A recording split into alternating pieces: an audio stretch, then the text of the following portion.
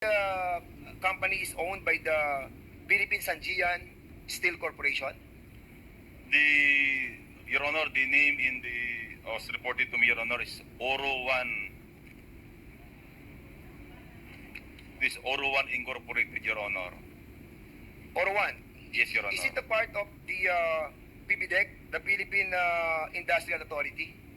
Your Honor, PBDIC is located in Taguluan area, Your Honor, while this place, Aluana compound, is located in Kukman, Cagayan de Yes, Oro City. but this is owned by the same person.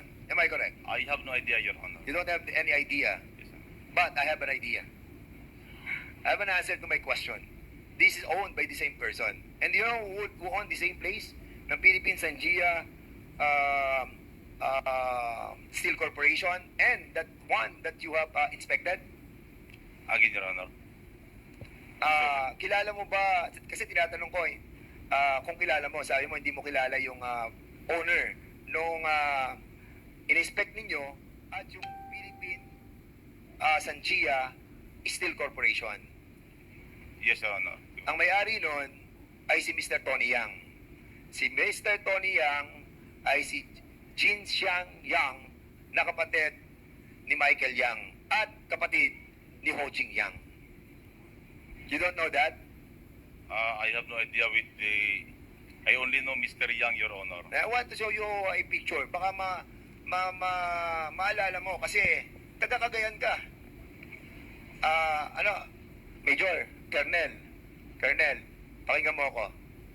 You are from Cagayan de Oro City. Yes, Your Honor. And you are Chief of Police of Cagayan de Oro City. Yes, Your Honor.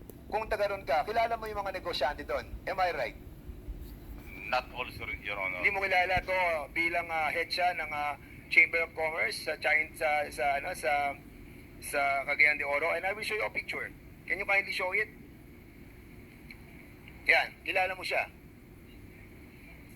Tony Yang, kapatid ni Michael Yang at kapatid ni Ho Jing Yang na nagkaroon ng transaksyon kay Alice Go through a financial transaction of almost 3.3 billion. And this is the eldest brother of Michael Yang and Ho Jing Yang. Do you know him? Yes or no? Yes, Your Honor. Kilala mo? In the middle, Your Honor. Yes, so kilala mo. Popular yan. Hindi pwedeng hindi popular yan. Ha? Anyway, I will show you another picture. No, not that one. Balik.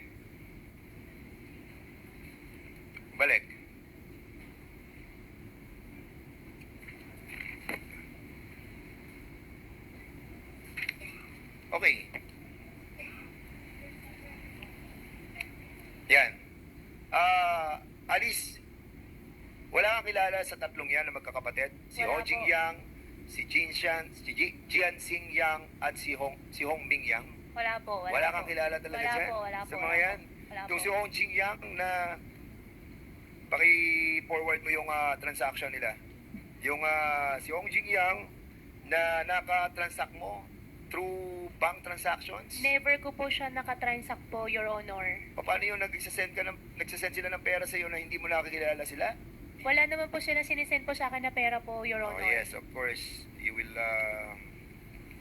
Now, sige, balik tayo dun sa propose nilang, yung Philippine Sanjia Steel Corporation.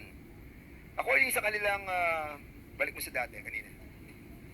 Yan. According sa kanilang proposal doon sa PBDEC, okay, sinasabi nila that itong kumpanyang to is a Philippine-owned corporation.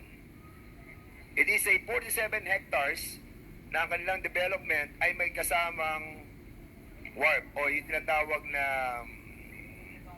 ano yung tinatawag doon sana?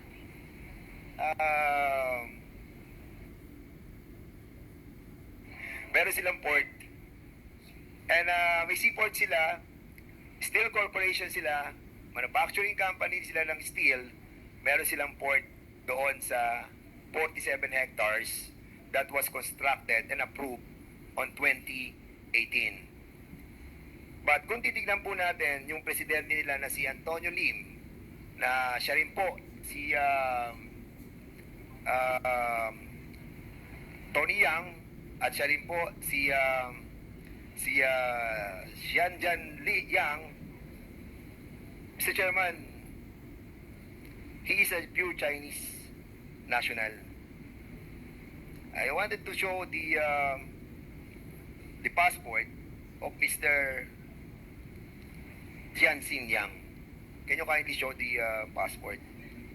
Yan po yung passport niya. And I think, mamaya tanungin natin ng PAOK because I think they will be presenting something as well, no? With this regard. So, si Antonio Lim, si Tony Yang, si Yang Jianxing is a Chinese national.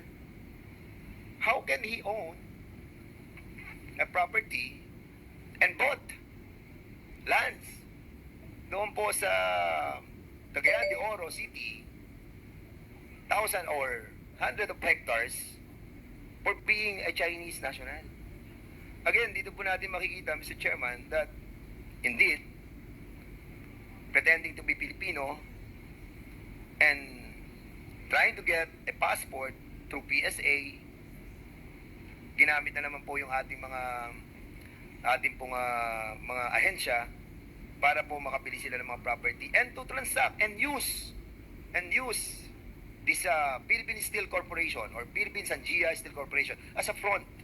Because, Mr. Chairman, nung 2000, pinuli nila yung Yangtze Group Trade Company Incorporated. And at the same time, yung Golden Sun. First thing tomorrow morning.